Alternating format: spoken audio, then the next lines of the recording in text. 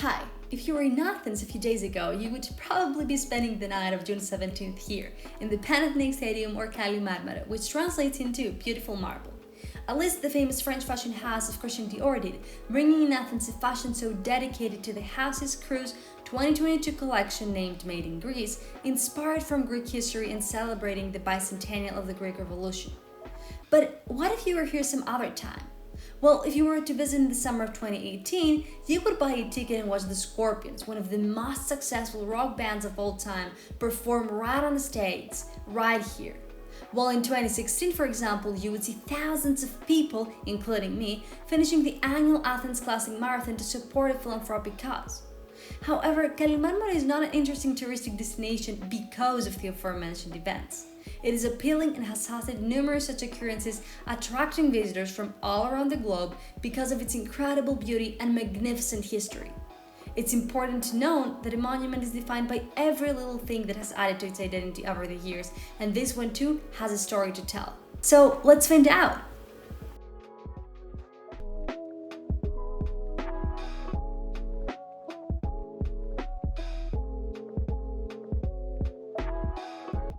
The Panathenaic Stadium goes back to 329 BC, when it was inaugurated and first used for the celebration of the Great Panathenea, a religious festival performed every 4 years since 566 BC, honoring goddess Athena, the protectress of the city of Athens. The celebration itself included plainly sacrifices of animals, but the religious event was accompanied by numerous other activities, including musical, poetical, and athletic contests. Of course, the stadium was patently utilized as the place where the latter competitions took place, which are known to be games between nude males and in Greek are called gymniki agones, and which basically held the form of modern athletic championships.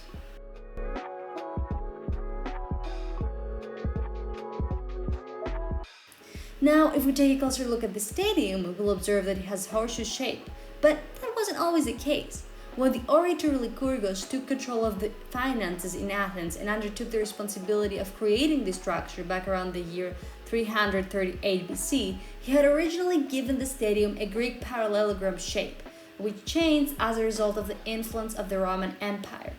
In fact, even though Greece lacked political power, during the reign of Emperor Hadrian, the stadium, which was still hosting sporting events, became the subject of artistic inspiration, and it was aesthetically revived by the added spandon of the hippodrome, the carved section, and the ornamental Panathenaic marble covering the stadium from end to end. These transformations were made possible by the donations of sophist Herodes Atticus, the aristocratic Athenian who also supported financially the south slope of the Acropolis.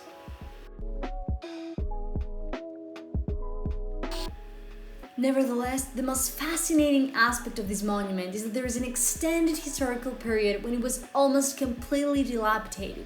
Specifically, owing primarily to Christianity's triumph, a structure originally built for the praise of a deity who belonged to the 12 Olympians could not maintain its status and prestige. The barbarity of animal fasts that were established by the Romans and hosted in the stadium did not help its preservation either. Therefore, the extravagant embellishments of the 2nd century AD were left at the hands of Decay. The marvelous statues which used to cover the space, the ornate thrones utilized by kings in ancient Greece, the track, the marble slabs defining the starting and finishing lines, the Corinthian propylon in the entrance, the triple-arched bridge in Elyssos, made also of marble that facilitated uncomplicated access to the stadium, and generally everything that rendered it superb was falling apart as Athenians incorporated most marbles to modern for the moment Athenian buildings.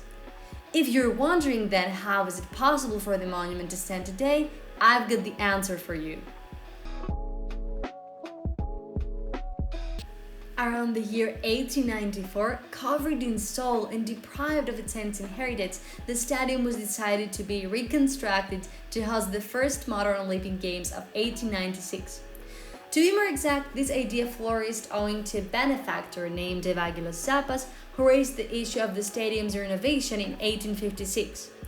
2 games were hosted in the years 1870 and 1875 respectively as the first attempt to restore the games.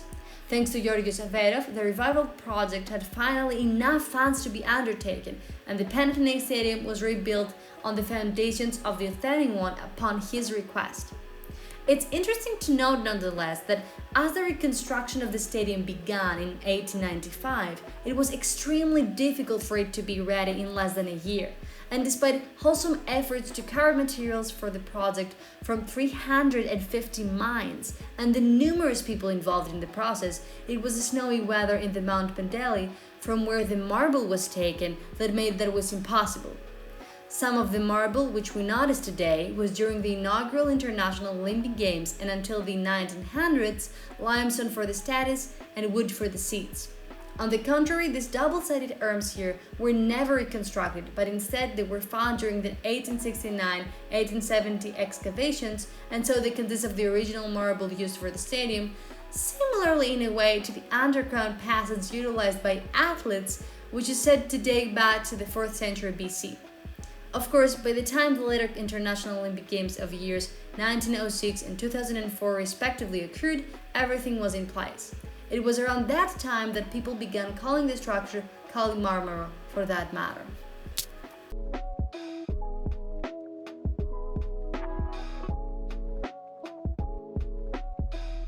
In reality, it's not only the monument itself that has enormous changes, but the environment around it as well. Ilissos River, where the Panathenaic Stadium is from antiquity standing, is the same Ilissos beside whom Socrates and Phaedrus conversed in Plato's homonymous dialogue. The same Ilissos passing by the stadium's ruins until the year 1856, and the same Ilissos that flows underneath the earth today. However, the human perception of the river changes in accordance to the way humans create history on history, making monuments a huge canvas of abstract art, as each person interacting with one chooses himself what it means to him. The Panathenaic Stadium is thus a canvas only half painted yet. And indeed, when visiting this beautiful place, people did not solely honor the past. They built on it as well. It's wonderful that the Panathenaic Stadium is still so alive.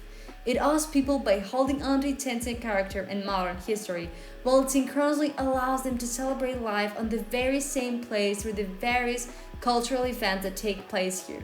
And let's be honest, nothing, not even humans, lasts forever. However, Kali Marmara has stood the test of time by adapting to new and exciting ideas.